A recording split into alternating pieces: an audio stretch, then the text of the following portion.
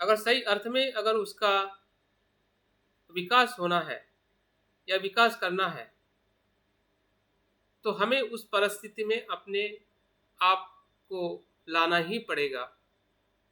उस अभिलाषा के साथ हमें अपने आप को विकसित करना पड़ेगा। तभी जाके ये संभव है कि उस बोधि चित्त के जो भी लाभ है या उसके जो गुण जो है, उससे हम लाभान्वित हो सकते हैं। और उसी का नाम बोधिचित्त है, जिसके बारे में हमने सुबह ध्यान भी किया है। और हमने देखा है कि बोधिचित्त करुणा के भाव से उत्पन्न होने वाला है, और करुणा जो है दुख के सम्यक चिंतन से उत्पन्न होता है। मतलब बोधिचित्त करुणा और दुख का दर्शन एक प्रकार से फार्मूला है। अगर जब आप बोधिचित्त की बात करते हैं कि बोधिचित्त निर्मिति हमारे में कहाँ से और किस प्रकार से हो सकती है, तो महाकरुणा वापस शब्द आ जाता है। और जब हम माँ करुणा की बात करते हैं, करुणा की बात करते हैं, लोगों के दुख को मुक्त करना, वही करुणा भावना है। लेकिन दुख को मुक्त कब करेंगे? कि जब हमें दुख का अनुभव होगा सम्यक रूप में, ये दुख क्या है, और दुख का कारण भी हमें धीरे धीरे पता चलने लगेगा। अगर दुख को हमें समझ में आ गया तो दुख का कारण भी समझ में आने लगता है। अगर दुख को अगर हमने नहीं स्वीकार किया तो हम दुख के कारण को भी इतनी गंभीरता से नहीं ले पाते। और इसलिए अगर वो गंभीरता नहीं आएगी, गहनता नहीं आएगी, तो जो करुणा का जो भाव जो है वो उत्पन्न नहीं होगा। और वो उत्पन्न नहीं होगा तो बोधिचित्त भी उत्पन्न नहीं होगा। तो बोधिचित्त उत्पन्न होने में जो बोधिचित्त के जो दो प्रकार बताए गए हैं कि बोधि प्रणिधि मतलब निर्माण होना, और बोधि प्रस्थान मतलब उस बोधिचित्त के विकास के तरफ 6 पारमिता का आचरण करना। तो इस प्रकार से बोधिचित्त के दो भेद है, लेकिन उसके प्रकार के अनुसार एक निरपेक्ष बोधिचित्त है और एक सापेक्ष बोधिचित्त है। और सापेक्ष बोधिचित्त के ही ये दो भेद है, निरपेक्ष चित्त के कोई भेद नहीं है। निरपेक्ष चित्त असीम है, एक ही है।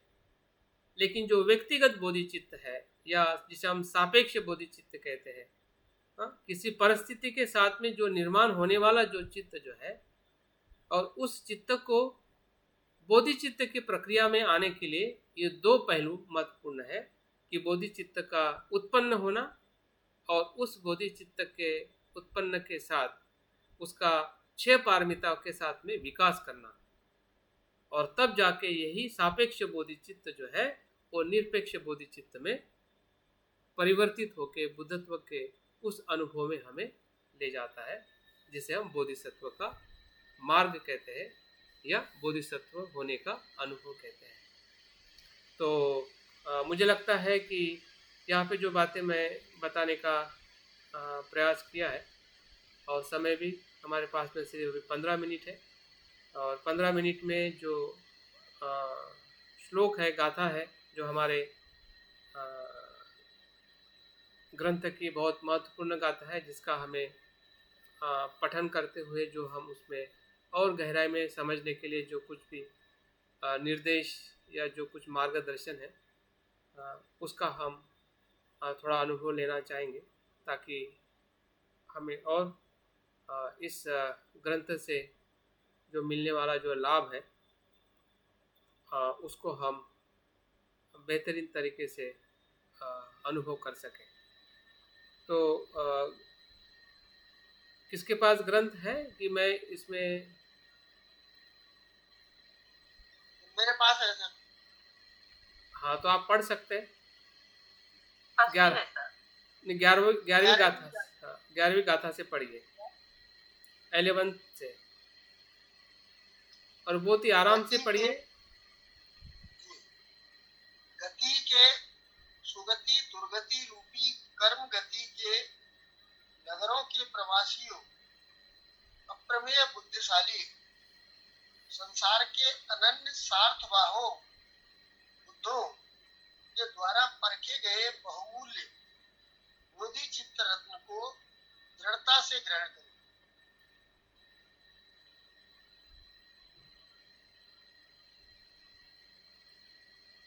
12वीं गाथा। हाँ जी। सभी दूसरे पुण्य ब्रैकेट में वृक्ष, सभी दूसरे पुण्य वृक्ष फल देकर केले के समान क्षीण हो जाते हैं, पर बोधि चित्त वृक्ष सदा फलते रहते पर भी क्षीण नहीं होता, प्रत्युत फलता फूलता ही रहता है। बिल्कुल, ये बहुत ही अच्छी उपमा है। अगर आप वृक्षों को देखते हैं, अगर फल देने वाला वृक्ष जो है वो एक ही बार फल देता है और क्षीण हो जाता है, लेकिन बोधिचित्त ऐसा वृक्ष है कि वो क्षीण नहीं होता है, वो निरंतर फल देने वाला होता है। तो इस प्रकार से हम बोधिचित्त का जो उदाहरण देके जो हमें उसका गुण धर्म जो बताने की कोशिश कर रहे हैं, और हमने केले के फल को भी देखा है, वृक्षों को देखा है, लेकिन उस वृक्षों को देखते हुए बोधिचित्त को देखने का जो एक नया आयाम जो है वो हमें सीखना पड़ेगा कि सही में अगर मैं इस बोधिचित्त को अगर विकसित करता हूँ तो मेरे जीवन में या संसार के सभी मनुष्य जीवन में एक कितना श्रेष्ठ फल देने वाला कार्य हो सकता है, जिसमें मैं भी और संसार के सभी जीव लाभान्वित हो सकते हैं। तो इस अर्थ से हमने बोधिचित्त को इस गाथा के माध्यम से समझने का प्रयास करना चाहिए। आगे बढ़िए। सर जरा 11वें का वो कर दीजिए। 11वें का क्या है, रिपीट करिए।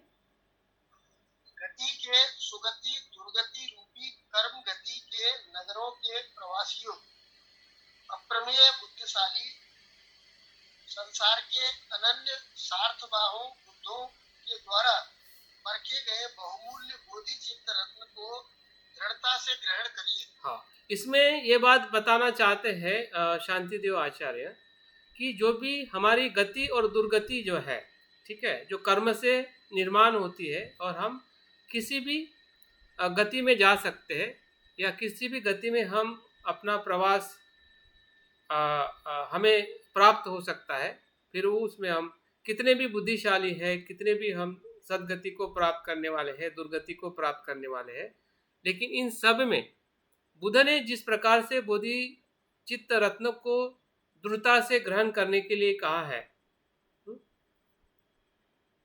इस पे हमें ध्यान देने की जरूरत है। बुद्ध द्वारा परखे गए बहुमूल्य बोधि रत्न को दृढ़ता से ग्रहण करो, मतलब किसी भी अवस्था में, फिर वो गति की अवस्था हो, दुर्गति की अवस्था हो, या बुद्धिमान हो या मूर्ख हो, उन सभी मानसिक या मनुष्य के अवस्था में जो ग्रहण करने जैसा जो कुछ है, वो है बुद्ध द्वारा बताया गया हुआ बहुमूल्य बोधिचित्त रत्न है। तो उसको ग्रहण करने के लिए यहाँ पे हमें शांतिदेव आचार्य कहते हैं कि हमारी गति या संसार की किसी भी प्रकार की गति में बोधि चित्त रत्न ही ऐसा है कि जो हमें ग्रहण करना चाहिए या उसके प्रति हमने ग्रहणशील होना चाहिए। तो ग्रहणशीलता को दर्शाने के लिए ये श्लोक हमारे लिए बहुत महत्वपूर्ण है।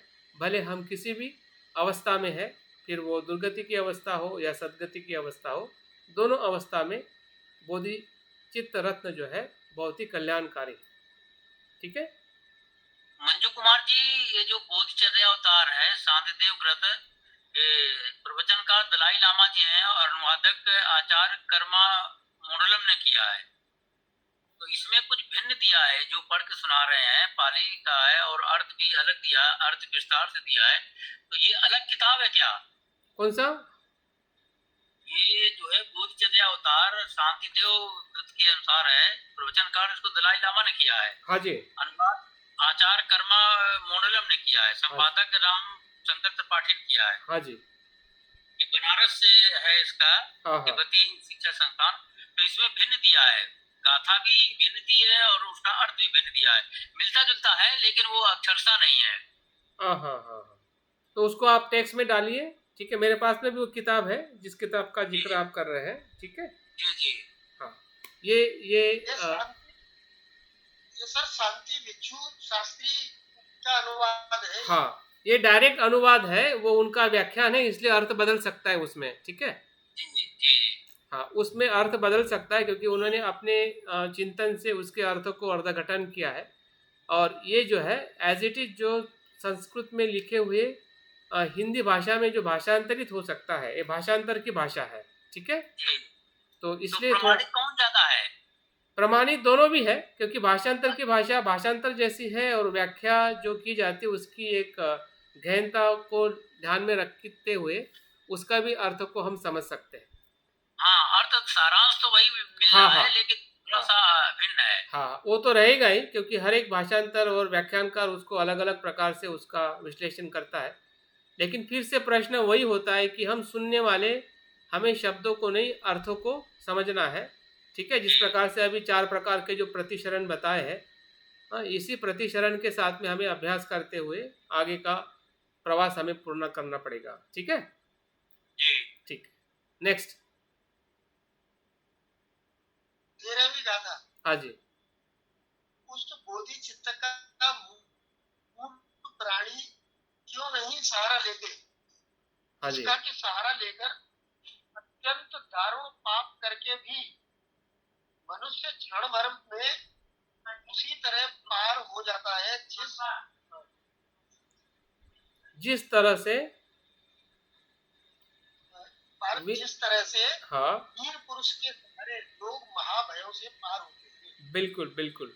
और यहाँ पे हमें बोधिचित्त की जो क्या कहते हैं क्षमता और ऊर्जा, ठीक है, जिसे हम कभी कभी एक चमत्कार के रूप में भी देख सकते हैं कि ये कैसे पॉसिबल है, ये कैसे संभव है। जब सामान्य मन से हम देखते हैं कि कोई पापी व्यक्ति कैसे बुद्ध बन सकता है, ये सोचते हुए भी कभी कभी हमें असंभव सा लगता है। लेकिन बुद्ध के जीवन में ही अगर हम अंगुलीमाल जैसा व्यक्ति देखते, कितना पापी था, उन्होंने कितने सारे लोगों की हिंसा की थी, चांडाल अशोक जिसे हम कहते हैं, और ऐसे कितने सारे लोग हैं, उसमें से भले हमने किसी की हिंसा नहीं की है लेकिन मानसिक तौर पे हम कितने अकुशल चित्त वाले व्यक्ति थे या हो सकते हैं। हाँ, तो हमें कभी भी ऐसा लग नहीं सकता है कि ऐसे पापों से या ऐसे बुराई से कोई इंसान बाहर आ सकता है। लेकिन बोधिचित्त एक ऐसी अनुभूति है या ऐसा तत्व जो है, हाँ, वो क्या करता है कि वो हमें क्या, उसका अर्थ क्या बताया कि क्षण भर में भी उसी तरह पार ले जाता है जिस तरह कोई वीर पुरुष के सहारे से लोग महाभयों से पार हो जाते हैं। अभी इसका उदाहरण अगर हम देखते हैं, आप भी सामान्य जीवन में देखिए कि कोई अगर पहलवान है और आप पहलवान नहीं हैं, अगर आपको कोई मारने के लिए आता है, जस्ट सोचिए, और आपको लड़ने का साहस नहीं है, आप कमजोर है, अगर कमजोर व्यक्ति अगर उस पहलवान के बगल में खड़ा हो जाता है तो जो मारने वाला व्यक्ति ये सोचता है कि ये पहलवान के बगल में खड़ा है तो ये इसका क्या है, मित्र हो सकता है, और उसके कारण वो उस कमजोर व्यक्ति पे हाथ नहीं उठा सकता है। ये सांसारिक जीवन में अक्सर घटने वाली घटना है। जैसे कि कोई पुत्र पिता के पास में आता है और सुरक्षित महसूस करता है, तो ये जो भाव जो है, जहाँ पे हमें सुरक्षा मिल सकती है, वो करुणा के चित्त से मिल सकती है, क्योंकि करुणा चित्त इतना सक्षम होता है, इतना क्या कहते हैं, नैसर्गिक होता है कि जिस भाव से जब हम अपने दुख का अनुभव करते हैं और दुख के सत्यता को जब हम स्वीकार करते हैं तो हम बहुत ही सहज हो जाते हैं कि कितना भी जो पाप है, कितनी भी अकुशलता जो है, उस सभी अकुशलता को वो पार कर सकता है। क्योंकि उसको चित्त को अनुभव करने से ही सब कुछ जो पाप है या जो बुराई जो है वो सब कुछ शांत हो सकती है। इतनी क्षमता बोधिचित्त में है। अगर उस बोधिचित्त को अगर हम सही अर्थ में उत्पन्न करते हुए महसूस करते हैं, अन्यथा एक हमारे लिए एक क्या कह सकते हैं, एक सिर्फ शब्द रहेगा कि ये कैसे संभव है। मेरे जीवन में तो ऐसा संभव नहीं हो सकता है, क्योंकि ऐसा हो ही नहीं सकता है, क्योंकि हम उस अपने बोधिचित्त के स्वभाव को देख नहीं पा रहे कि वो कितना सक्षम है।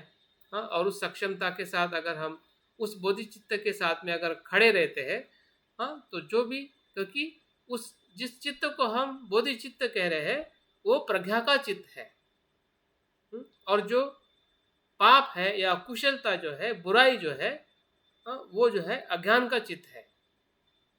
तो कभी भी प्रज्ञा के चित्त के सामने अज्ञान का चित्त कभी भी विजयी नहीं हो सकता है। अगर उस अर्थ से देखें तो निश्चित ही है ये जो शब्द इस श्लोक के माध्यम से जो हमें निर्देश दे रहे हैं वो बोधिचित्त के उत्पन्न करने के लिए या बोधिचित्त का जो महत्व जो है वो बताने के लिए हमारे लिए बहुत ही प्रेरणादायी शिक्षा है, अगर उस प्रकार से उसको हम समझते हैं। आगे 14 नंबर गाथा। जो प्रलय काल की अग्नि के समान क्षण भर में महापातकों को जला डालता है, जिसकी अमित अनुशंसाएं मैत्रेयनाथ ने सुधन से कही, उस बोधिचित्त का मूल प्राणी क्यों नहीं सहारा लेते। तो यहाँ पे मतलब हमें उस उदाहरण से वो बताना चाहते हैं कि किस प्रकार से बोधिसत्व ने उसका इस्तेमाल किया है। तो एक मनुष्य होने के नाते या एक हम अज्ञानी मनुष्य होने के नाते हमने उसका क्यों इस्तेमाल नहीं करना चाहिए। मतलब एक मैत्रेयनाथ नाम के जो बोधिसत्व जो होके गए हैं, वो अपने जीवन में या अपने अस्तित्व में उसका सहारा लेते हैं। तो जो हम मूर्ख मनुष्य है या अज्ञानी मनुष्य है तो उसका हम सहारा क्यों नहीं ले पाते हैं। उसका सहारा हमने लेना चाहिए, क्योंकि वो अग्नि के समान जो प्रलय जो है वो सबको जला देता है। जो भी बुराई है, जो कुछ अज्ञान है, उसको जलाने वाली जो ऊर्जा जो है या आग जो है वो बोधिचित्त के भीतर निर्माण होती है, और उसका सहारा लेकर हमने आगे जाना चाहिए। आगे सर इसमें एक मिनट देना, इस गाथा पे जाने के पहले जैसे ये प्रत्यक्ष लोग कहते हैं ना कि भाई धीरे धीरे होगा, हाँ, ये एक्चुअली क्या है, ये अकर्मण्यता की बात है। जब प्रज्ञा की दृष्टि से देखना समझ में आता है तो उसी क्षण वो चीज मतलब जो रुकावट या जिसमें हम फंसे हैं वो टूट जाती है। बिल्कुल तत्क्षण, उसी क्षण में। हाँ, तो ये एक तरह से बोधिचित्त में प्रज्ञा समाई रहती है। बिल्कुल, क्योंकि इसलिए तो वो चित्त नहीं है, बोधिचित्त की बात हम कर रहे हैं। चित्त में वो क्षमता नहीं है जो बोधिचित्त में है। 15वीं गाथा।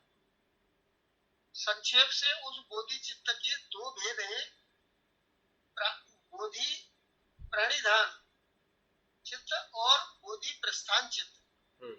यही है जिसके बारे में हम बात कर रहे हैं। प्रणिधान का मतलब होता है कि बोधिचित्त का उत्पन्न होना, और प्रस्थान का मतलब है उस पथ पर चलने के लिए एक 6 पारमिताओं का विकास करना, आचरण करना, वो बोधि प्रस्थान है। और बोधि प्रणिधान जो है वो है बोधिचित्त का निर्माण होना, उत्पन्न होना। जो उत्पन्न होने का सराव हमने सुबह किस प्रकार से उत्पन्न होता है और किस प्रकार से उत्पन्न होके जब हमें उसका एक अभिलाषा या एक संकल्प में परिवर्तित होती है, वही संकल्प जिसे हम बोधिसत्व की प्रतिज्ञा कहते हैं, या उसी को हम सामान्य तौर पे शरणगमन की वचनबद्धता कहते हैं, प्रतिज्ञाबद्धता कहते हैं, तो वो इसी ही प्रणिधान बोधिचित्त के साथ में जुड़ा हुआ है। इसका और एक उदाहरण हम देख सकते हैं पारंपरिक बौद्ध धर्म में। आपने भी शायद इसका गौर किया होगा। जो भवचक्र का जो छूटने का मार्ग है वो कहाँ से होता है? वेदना और तृष्णा के बीच में।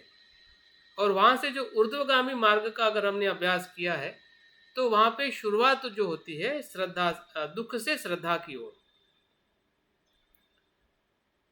दुख के अनुभूति से श्रद्धा का निर्माण होना। तो दुख ये अपने आप में बोधि है, दुख भय नहीं है।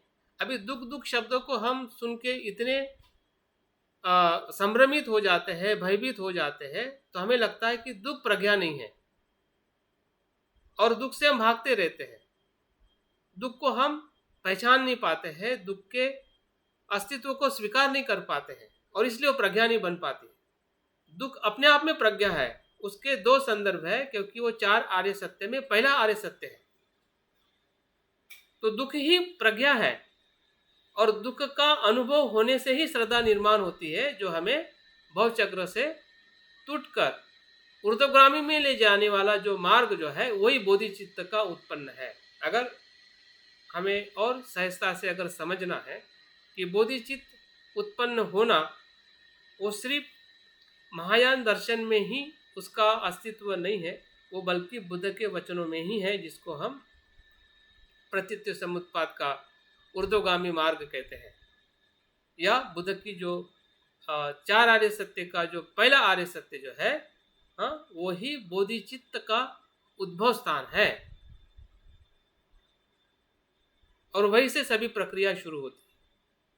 तो इस प्रकार से भी उसको हम बोधि प्रणिधान को देख सकते हैं कि किस प्रकार से हम उसके संपर्क में आ रहे हैं या उसके सहवास में हम अपने आप को देख पा रहे हैं। और आगे एक गाथा पढ़िए। 16 जाने की इच्छा वाले और जाते हुए व्यक्तियों में जैसे अंतर होता है, वैसा ही अनंतर पंडितों को इनमें क्रम से समझ लेना चाहिए। मतलब पंडित मतलब यहाँ पे वही है कि जिसे हम बोधिसत्व कहते हैं या प्रज्ञावान कहते हैं। आगे 17वीं गाथा। बोधि प्राणिधान चित्त का भी संसार में महान फल होता है, पर बोधि प्रस्थान चित्त के समान इसमें पुण्य की निरंतरता नहीं रहती। बोधि चित्त प्रस्थान चित्त के समान इसमें बोधि प्राणिधान चित्त का भी संसार में महान फल होता है, पर बोधि प्रस्थान चित्त के समान इसमें पुण्य की निरंतरता नहीं रहती। इसका मतलब क्या है? इसका मतलब यह है कि बोधिचित्त प्रणिधान होना ही पर्याप्त नहीं है, भले वो महान फल देने वाला है, ठीक है, वो सुरक्षित करने वाला है, वो क्या कहते हैं, शुद्ध है, रत्न है, लेकिन फिर भी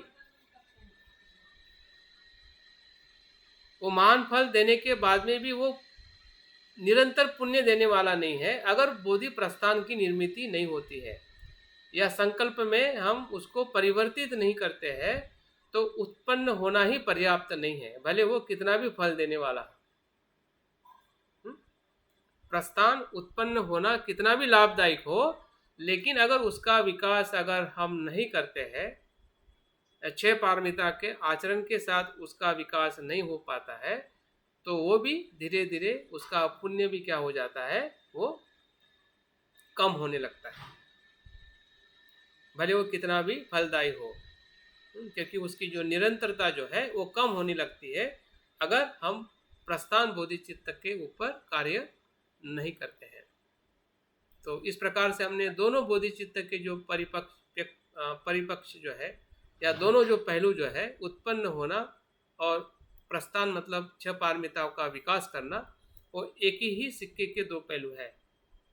अगर ये बोधिचित्त है तो उसको भी हमें विकसित करने की ही प्रयास हमें करना पड़ेगा, तभी ये बोधिचित्त और ज़्यादा विकसित होगा।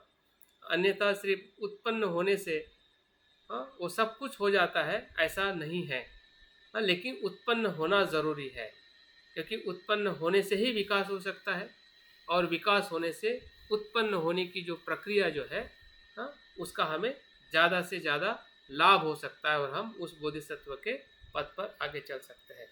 तो मुझे लगता है कि यहाँ पे हम समाप्त करते हैं, और गाथा का जो दूसरा कितना 17 तक हो गया, 18 तक हो गया, ये 18 तक, हाँ 18 तक, 18 और 19 आगे इकट्ठी आएगी। हाँ हाँ।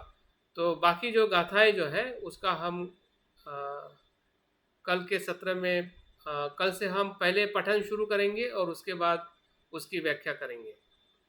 तो इस प्रकार से कल के सत्र को हम शुरू करेंगे, ताकि हमारी गाथाओं का जो पठन जो है वो भी होता रहे, और उसके साथ में जुड़े हुए जो तत्व है या जो उसके भीतर के जो सिद्धांत है उसका भी हम चिंतन कर सकें। तो बहुत बहुत साधुवाद आज के इस सत्र में बने रहने के आप सभी लोगों के लिए। और जो कुछ भी हमने सुना है, और जो भी सुनते समय हमारे मन में कुछ चिंतन भी चला है, कुछ प्रश्न भी निर्माण आए हैं, कुछ प्रश्नों का समाधान भी हुआ होगा कि हम पहले कैसे समझते थे, अभी कैसे हम समझ रहे हैं।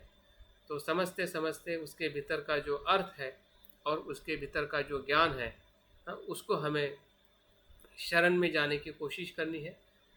बाकी सब कुछ छोड़ते जाना है। अगर पहला हम छोड़ेंगे तो ही इस शरण में हम प्रवेश करेंगे।